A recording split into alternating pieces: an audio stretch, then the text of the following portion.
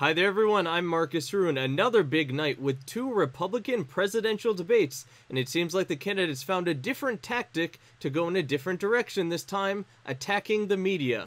The questions that have been asked so far in this debate illustrate why the American people don't trust the media. While the question he was asked was about the debt limit, a serious issue, he took 30 seconds to talk about the questions that they had previously. Then they said, why don't you answer the question? He continued talking about the questions. When his 1 minute of time was up... I just want the record to reflect, I asked you about the debt limit and I got no answer. Okay, all right, you want me to answer that question? I'm happy to answer the question. I'm happy to answer the question, but let me tell you how the question is. Let me tell you how that... Let me tell you how that... They stuck with the rules and said, we gave you a minute, you didn't answer our question, so now we're moving on. That moment was a big one of the night. The moderators actually got booed twice. And I have to say, this isn't something you see too often, where the moderators ask tough questions or questions that people don't think should be asked, and then they got booed. One of those moments had to do with Mike Huckabee. He was talking about whether the moderator asked him a question about whether Donald Trump had the moral authority to be president, trying to ask him to go after another candidate. The crowd booed him. Huckabee called Trump a good man and said, I'm wearing a Trump tie tonight, deal with it. A funny moment, then he went even, Bush said, was it made in China or Mexico? I'm trying to attack Trump. Trump responds saying that was such a nasty question, but thank you, Governor. And then Huckabee doubles down even further, saying that Trump would be a better president every day of the week and twice on Sunday than Hillary Clinton. Then his pitch for his own campaign, saying he's the only guy on stage that has consistently fought the Clinton machine in every election for the past 26 years. So you see them kind of ganging up on the media with the other candidates on stage instead of attacking each other, which we saw in other debates. I don't know what you think about that, but it definitely is different. The other moment of booing was when the moderator asked Carson about his ties to a corporation. He denied it, and then the moderator pushed against him with facts, and the crowd ended up booing. Again, in this case, it seemed like the moderator was doing his job, even though he works for CNBC, a business network. A lot of the commenters on my stream were saying, talking about the moderators and why they were business people instead of political people, because they're talking to politicians.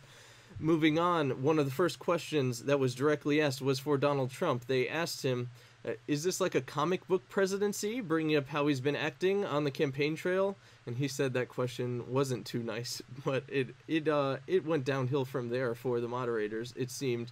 Rubio said, talking about the media at large, not now about the moderators, but they said the media is essentially the super PAC for the Democrats, saying the media promotes the Democrats so much while the Republicans have to raise their own funding, although Donald Trump went and said he's raising all his own funding, and he's been spending less than the others, but he's ahead in the polls, even though now he appears to be number 2 to Ben Carson. Chris Christie had another moment with the media. They asked him about fantasy football and whether or not the federal government should get involved in regulating it. And he says, well, we have terrorism going on, we're talking about ISIS, but here we are on stage as presidential candidates talking about fantasy football. He ended with, who cares? But honestly, as a actual question, fantasy football is being investigated by the federal government, so that could be a fair question. Just saying. One of the most talked about moments, not on the media, with Bush. He says he would give a warm kiss to any Democrat who would cut spending. So take that as you will. Something he said that a lot of people are talking about on Twitter. On the earlier debate, there were 2 debates tonight. The earlier, it was shorter. It was a lot different. There were a lot of commercial breaks. But Lindsey Graham, again, one of the standout people there, being very strong, standing out. One of the most talked about people in some of his moments. He said, the party is over, dictators. And he also said Sanders went to the Soviet Union on his honeymoon and he never came back. Essentially, that's what he said. That was actually the most talked about moment from the first debate. On speaking time, something you're always interested in. Who was number 1? Very different from the poll numbers. Last time, the poll numbers with the CNN debate kind of lined up with who talked most. This time, Fiorina was number 1, even though she's 5th in the polls. Rubio, number 2, both of them about 10 minutes. Then going down from there, Kasich over 9 minutes. Then Trump. So very different situation than other times. Then now talking about some data. Who won? A lot of you want to know who won. Talking about Google, the biggest moments actually came from Rubio. Marco Rubio, someone that was very different than other cases. Rubio, Carson, Trump, and Cruz. They were the ones who had the biggest response on Google and Google searches. So you can say that they won in that realm while seeing how people are reacting online. In the actual top moment of the night, remember the moment I said at the very top when Ted Cruz was going after the media saying they should ask better questions?